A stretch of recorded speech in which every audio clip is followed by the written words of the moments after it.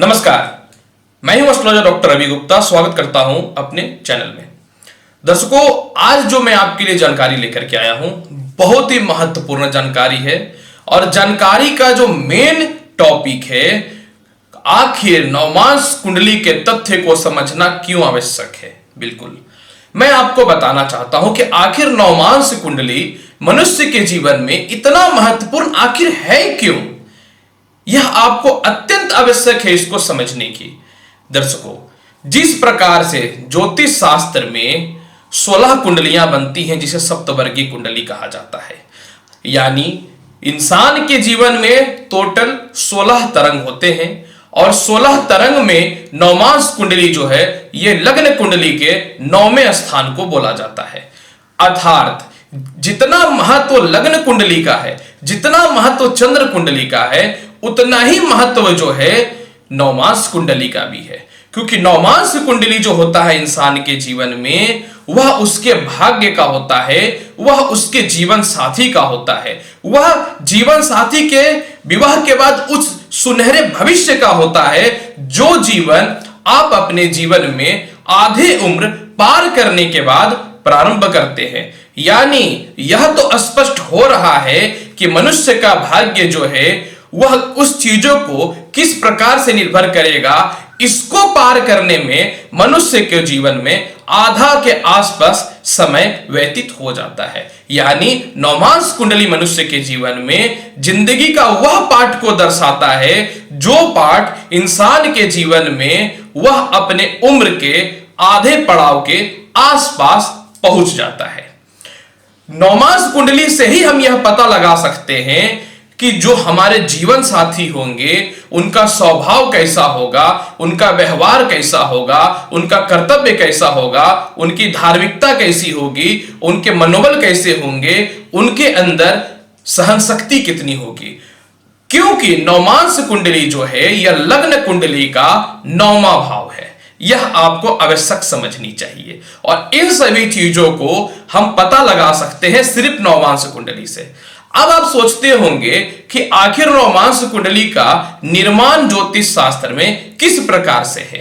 मैं आपको यह बताना चाहता हूं सबसे पहला कि नवमास कुंडली का महत्व पराशर ज्योतिष शास्त्र में तो बहुत स्पष्ट तौर पे अच्छे से बताया गया है, परंतु उससे भी ज्यादा महत्व इसको दिया गया है जैमिनी ज्योतिष शास्त्र ने। क्योंकि जैमिनी ज्योतिष शास्त्र का कहना है कि जिस प्रकार से प्रत्येक कुंडली के एक स्वामी होते हैं, उसी प्रकार से नवमास कुंडली के भी एक स्वामी हैं।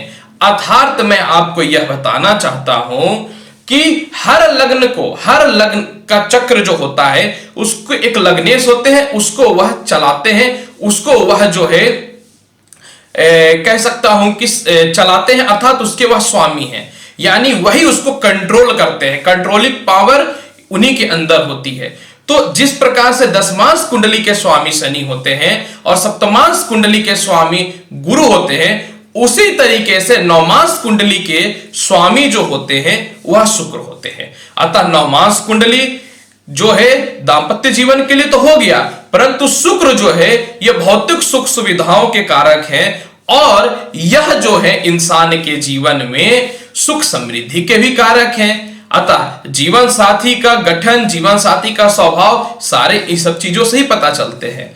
आखिर नवमास कुंडली क्या है, यह बहुत ही महत्वपूर्ण सवाल अब मैं आपको आगे बताता हूं। होता क्या है कि प्रत्येक राशि के 30 डिग्री होते हैं और 30 डिग्री में जो होते हैं 2.25 नक्षत्र होते हैं और 2.25 नक्षत्र जो होते हैं सभी के 4 चरण या जो यह कह सकता हूं कि पद होते हैं।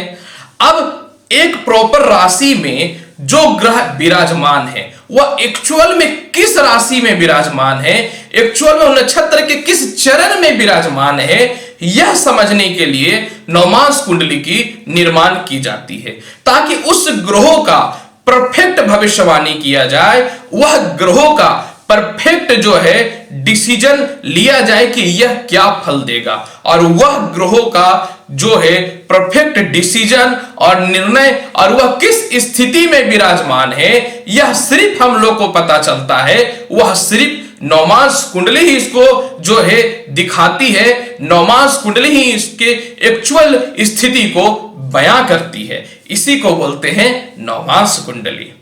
अब मैं आपको बताता हूं कि नवमांश कुंडली में किस प्रकार से आप फलादेश करिएगा ताकि आपको जीवन में किसी प्रकार की गलती नहीं होगी। सबसे पहले आप नवमांश कुंडली में जो है लग्न के स्वामी को अवश्य देखिए, क्योंकि लग्नेश की स्थिति अगर बहुत अच्छी है तो आपको यह समझ लेना चाहिए कि विवाह के बाद जो है इनकी स्थिति बहुत हद तक जीवन साथी से सहायक रहेगा, जीवन साथी से सपोर्ट आपको प्राप्त होंगे।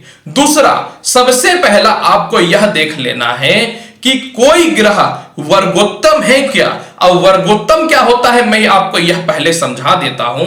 वर्गोत्तम का अर्थ होता है कि लग्न कुंडली में जब कोई ग्रह कोई राशि में बैठा, वह कोई भी राशि में बैठा हो और नवमांश कुंडली में भी वह वही ग्रह वही राशि में बैठा हो, वह किसी भी भाव में हो, भाव से मतलब नहीं है, वह राशि सेम होनी चाहिए, वह ग्रह वर्गोत्तम होता है। अर्थात लग्न कुंडली में वह ग्रह जिस भाव में बैठा हुआ है और नवमांश कुंडली में जिस भाव में बैठा हुआ है, आपको वह दोनों भाव का फल की प्राप्ति होगी, आपको वह दोनों भाव जो है उन्नति कराएंगे, सफल कराएंगे।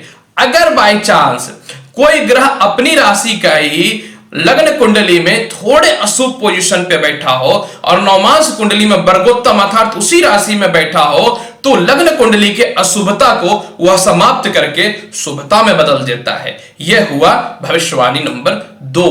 तीसरा मैं बताता हूं, सबसे महत्वपूर्ण जो है शुक्र की स्थिति को देखना, क्योंकि शुक्र ही जो है भौतिक सुख सुविधाओं के कारक हैं, जीवन साथी के कारक हैं। अर्थात अगर पुरुष हैं तो शुक्र की स्थिति को अवश्य देखिएगा, क्योंकि शुक्र पुरुषों के लिए विवाह का कारक होते हैं, भौतिक सुख सुविधाओं के कारक होते हैं। अगर शुक्र की स्थिति अच्छी है तो आप यह मान ले लीजिए कि विवाह के बाद भाग्योन्नति बहुत होगी। आप यह मान लीजिए कि विवाह के बाद जीवन साथी से पूर्ण सुख मिलेगा, और आप यह मान लीजिए कि विवाह के बाद जीवन साथी से आपके विचार अच्छे मैच करेंगे। यही सेम स्थिति स्त्रियों में देखनी हो तो स्त्रियों के लिए आप बृहस्पति को अवश्य देखिएगा, क्योंकि स्त्रियों के लिए बृहस्पति जो विवाह के कारक और दाम्पत्य जीवन के कारक होते हैं। अर्थात स्त्रियों की कुंडली में भी अगर बृहस्पति की स्थिति बहुत अच्छी है तो आप समझ लीजिए नवमांश कुंडली में कि विवाह के बाद स्त्रियों को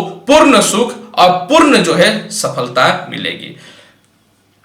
पांचवी बात, क्योंकि बृहस्पति नवमांश कुंडली के स्वामी है, क्योंकि लग्न कुंडली के नौवां भाग्य से ही निर्मित होते हैं। मैंने बताया नौवां भाग्य भाव जो होता है, भाग्य का होता है इंसान के जो होते हैं मोटिवेशन का होता है, इंसान के कह सकता हूं कि ज्ञान के होते हैं, इंसान के पिता से रिलेटेड होते हैं, उसके भाग्य के कारक होते हैं, और साथ में उसके अंदर पेशेंस कितना है, उसका मानसिकता कैसी है, उसके स्वास्थ्य की स्थिति कैसी है, लोगों के प्रति उसकी नजरिया कैसे है, यह बृहस्पति नौवां भाग्य बताता है। अर्थात अगर नौवां भाग्य जन्म पत्रिके में अच्छे हैं तो आपको यह समझना चाहिए कि विवाह के बाद जीवन साथी का स्वभाव इसी प्रकार से मैच करेगा।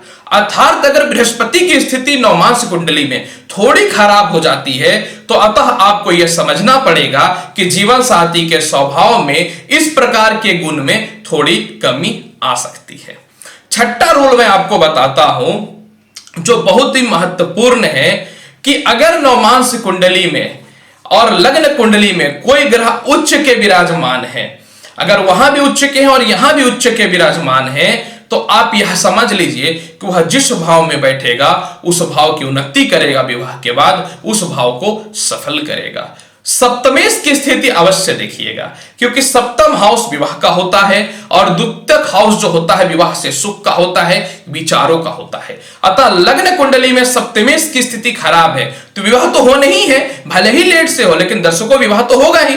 अगर लग्न कुंडली में सप्तमेश की स्थिति खराब है और नवमांश कुंडली में सप्तमेश की स्थिति ठीक है, तो एक तो कंफर्म हो गया कि लग्न कुंडली में अगर सप्तमेश की स्थिति खराब है तो आपका विवाह लेट से होगा। लेकिन अगर नवमांश कुंडली में सप्तमेश की स्थिति ठीक है तो हो सकता है विवाह में थोड़ी हल्के फुल्के खटपट हो, थोड़े अलगाव की स्थिति उत्पन्न हो, लेकिन आपका डाइवोर्स नहीं होगा। जीवन साथी उसको मैनेज कर लेंगी और आपको जो है वैवाहिक जीवन में सपोर्ट मिलता रहेगा। अगर इनके सप्तमेश की स्थिति खराब होती है तो हो सकता है कि लग्न कुंडली और नवमांश कुंडली दोनों में सप्तमेश की स्थिति अगर खराब होती है तो दांपत्य जीवन में परेशानियां आ सकती हैं, डाइवोर्स के योग बन सकते हैं। अगर लग्न कुंडली में सप्तमेश अच्छे हैं और नवमांश में खराब है तो आपको यह मानकर चलना चाहिए कि वैवाहिक जीवन को आप अच्छे से लेकर के चलेंगे। हो सकता है सामने वाले से आपको थोड़ी परेशानियों का सामना अवश्य करना पड़े। इसके अलावा मांगलिक की स्थिति में बता देता हूं। अगर लग्न कुंडली में आप मांगलिक है और नवमांश में मांगलिक है या नहीं है यह देखना आवश्यक है कि नहीं, बिल्कुल नहीं। अगर लग्न कुंडली में मांगलिक है और नवमांश में मांगलिक है कि नहीं, इसको नवमांश से नहीं देखा जाता है। द्वितीय हाउस की स्थिति आवश्यक देखिएगा कि विवाह के बाद आपका विचार पत्नी से या जीवन साथी से, पति से मैच करेगा कि नहीं। अगर द्वितीय की स्थिति की लग्न कुंडली में स्थिति अच्छी है और नवमांश कुंडली में स्थिति बहुत अच्छी नहीं है तो आपको यह समझनी चाहिए कि आप जो है विचारों में मौलिकता ला करके विवाह को मैनेज कर लेंगे, परंतु हो सकता है वाइफ के तरफ से थोड़े से विचारों में कमी आ जाए। आप इतना चीज अगर देखते हैं तो आप देखेंगे कि कहीं न तो कहीं आपका वैवाहिक जीवन ठीक रहेगा। आप चाहें तो दशमेश और चतुर्थ हाउस का मालिक की भी स्थिति को जान सकते हैं। हालांकि नवमांश कुंडली में इतना ही देखना महत्वपूर्ण होता है क्योंकि यह भाग्य का हाउस होता है, दांपत्य का हाउस होता है और विवाह के बाद यानी जिंदगी के सेकंड पार्ट ऑफ लाइफ में आप कितना सक्सेस करेंगे उसका घर होता है। दर्शकों, आज मैंने नवमांश कुंडली की बहुत विस्तृत जानकारी और बहुत सटीकता से आपको जानकारी दी है। उम्मीद करता हूं कि आप जीवन में अगर ज्योतिष के क्षेत्र में आना चाहते हैं या समझना चाहते हैं तो आपको इस वीडियो के माध्यम से बहुत सहायता प्राप्त होगी। मिलूंगा नेक्स्ट एपिसोड में और अच्छी जानकारी के साथ। तब तक बने रहे मेरे यूट्यूब चैनल में। चैनल अच्छा लगता है तो लाइक करें, शेयर करें, सब्सक्राइब करें। मेरे से पर्सनली अगर आप अपॉइंटमेंट लेना चाहते हैं तो नंबर फ्लैश और आप मेरे से अपॉइंटमेंट ले सकते हैं। Astrologer doctor Ravi Gupta page है हमारा, आप चाहे तो वहां आकर के लाइक कर सकते हैं, अच्छी एक्टिविटी आपको मिलेगी। और अभी कंटिन्यू जो है 6 से 8 में लाइव आ रहा हूं, अपने प्रश्न का जवाब मेरे से पूछ सकते हैं। आज लूंगा आपसे इजाजत, मिलूंगा नेक्स्ट एपिसोड में और रोचक और अच्छी जानकारी के साथ। तब तक के लिए नमस्कार। मैं हूं एस्ट्रोलॉजर डॉक्टर रवि गुप्ता। धन्यवाद।